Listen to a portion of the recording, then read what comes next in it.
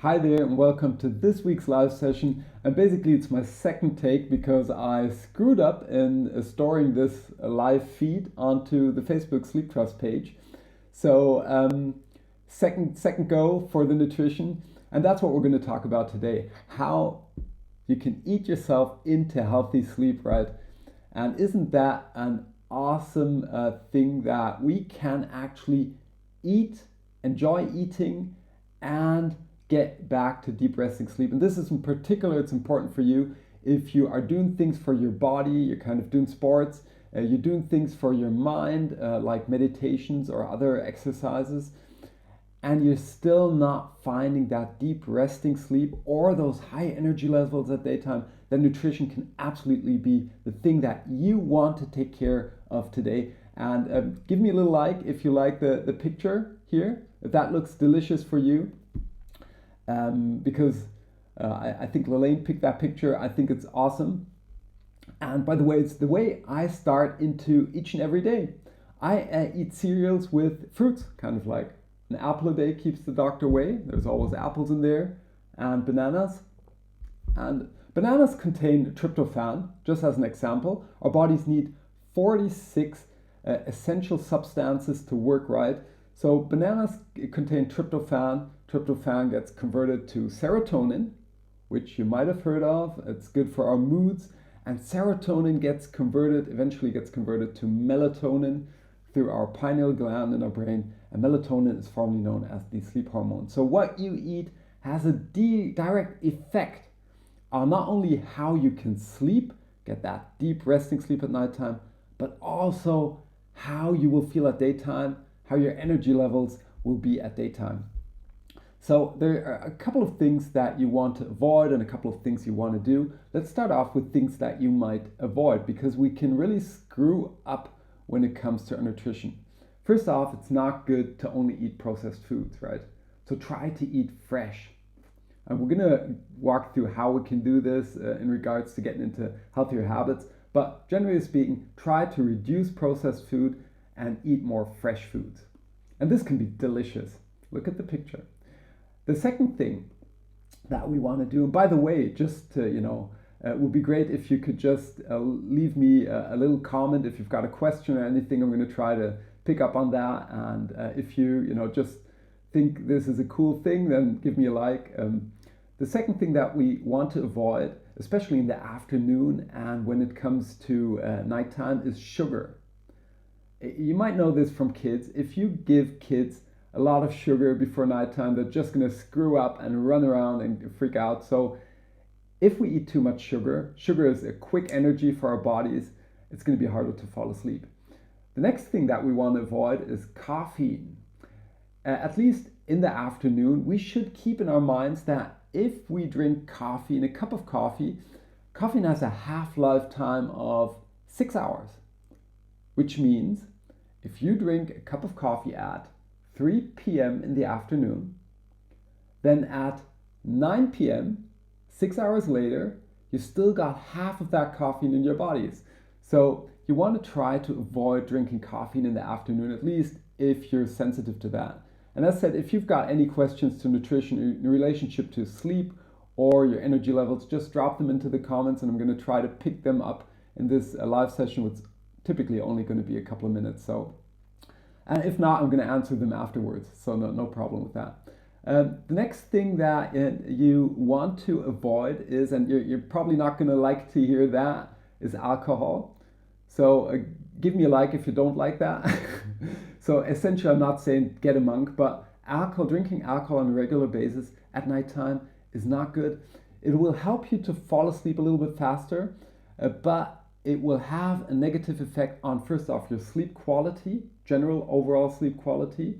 It will also impact your dream sleep, which is important for our memorizing capabilities and also our mental health, essentially. And I can tell you from my own experience, if I drink alcohol, I just need more sleep. It's just how it is to feel refreshed. Even if I drink one glass of wine, I just need half an hour more sleep to feel refreshed the next day. So those are three things that we want to avoid. And now let's just have a couple of minutes to talk about how we can actually do this, how we can get into a healthier diet. And this, by the way, you can pick up on these tips. It doesn't matter if you're looking for high quality sleep, which kind of I'm as a sleep coach talking about, looking about, or if you're just trying to get into high energy levels or just want to change your diet to a healthier one. It's just, there are just two things that we can do. The first thing is that we want to create options for us, healthy options.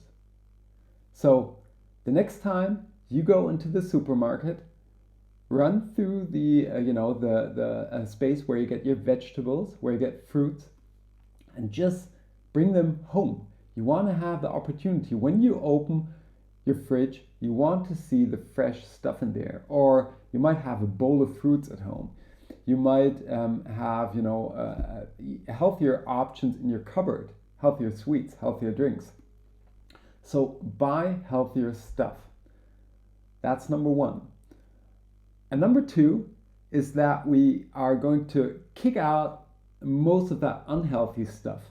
So what will happen is at some point you're going to get hungry at nighttime or in the evening. You might get hungry, or you're going to cook something, whatever, and you open your fridge and you just have the healthy options there. Getting something unhealthy now, even if your brain will trigger you to get the more sugary processed stuff, carbs, will now include friction, because you would have to go to the supermarket. You don't want to do that, so you're going to just eat the healthy options. And this is just so simple and so easy. So if you have problems to shift that, always think of these two things. Get healthy options into your house, get the other stuff out of your house, and this is gonna impact how much easier it's going to be to get into a overall healthy nutrition.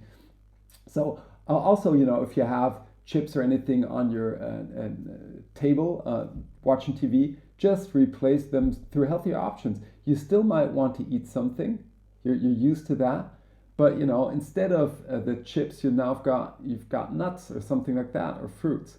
So just pick something that relates to you.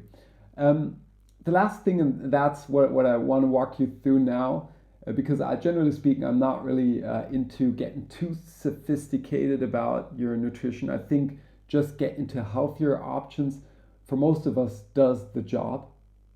So eat healthy food, avoid eating the crap. And that's gonna, of course, not always, you don't want to get a monk, but that's mostly going to do the job.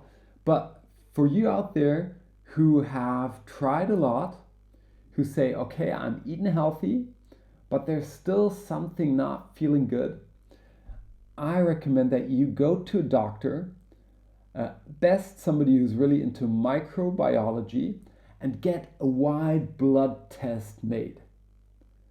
There are 46 substances in our blood that are essential for our bodies to work and function properly. So you want to get a blood test made, and then the doctor can tell you exactly what is missing and where you might have bad levels of nutrition. And then you can adapt your nutrition to that, or you could even, and that would be a case where I would personally say I would feel good recommending to supplement your body. Take a supplement over a couple of weeks and see how that works out for you, how you feel, measure what you're doing, and also get another blood test made at that time when the doctor says, okay, it's going to be a good checkpoint to see if things worked out. So with that, I'm going to close up this session. I think it was a lot we talked about today. Thanks for joining me.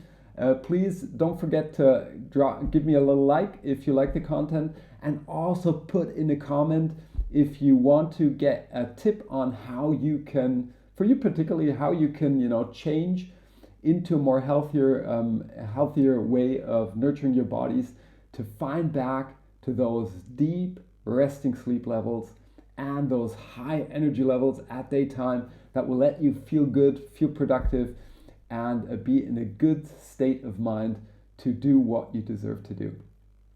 And with that, I'm going to wish all of you a lovely Sunday, and of course, as always, a superb sleep.